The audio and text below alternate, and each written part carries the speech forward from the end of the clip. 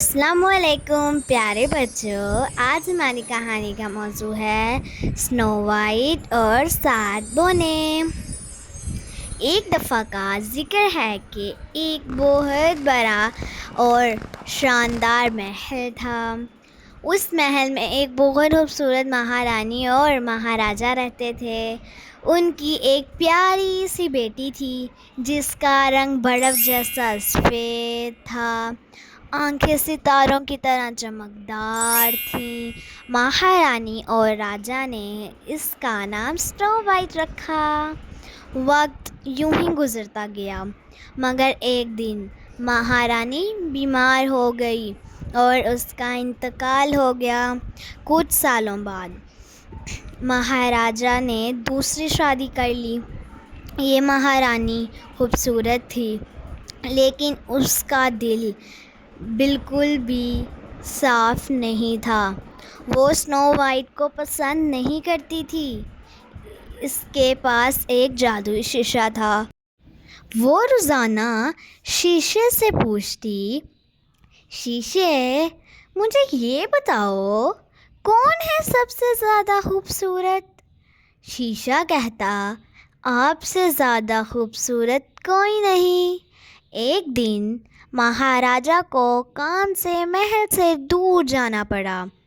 घमंडी महारानी बहुत खुश हुई।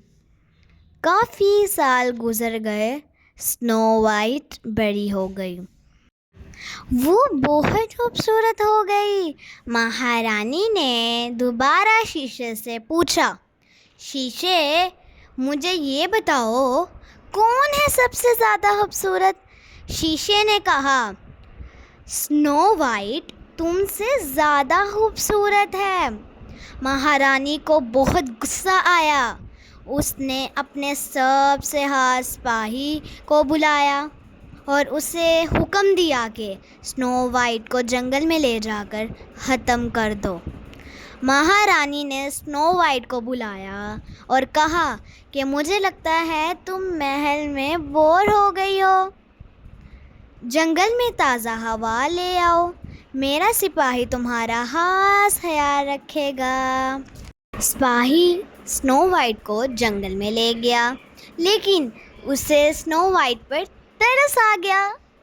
उसने स्नो वाइट को मारा ना और बताया कि महारानी ने तुम्हें मारने के लिए यहाँ भेजा है, लेकिन मैं तुम्हें नहीं मारूंगा।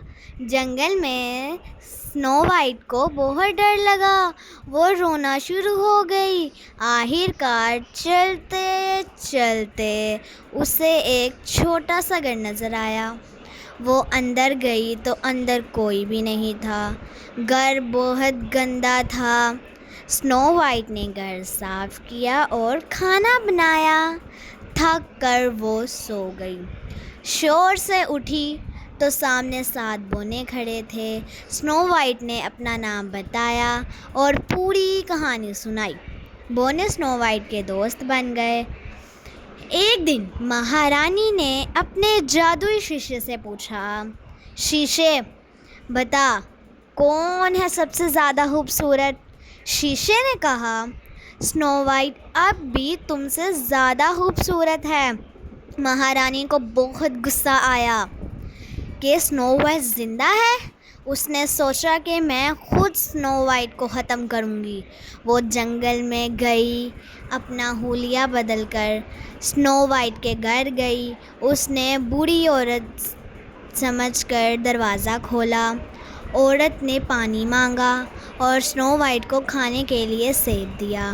सेब खाते ही स्नो वाइट ने बेहोश हो गई।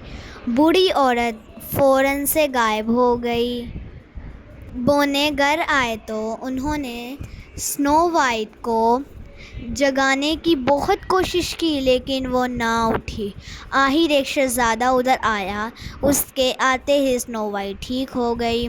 महाराजा को अपने बेटी के साथ हुए जुल्म का पता चला तो उसने जादुई शीशे को तोड़ दिया और पत्थर दिल महारानी को महल से निकाल दिया।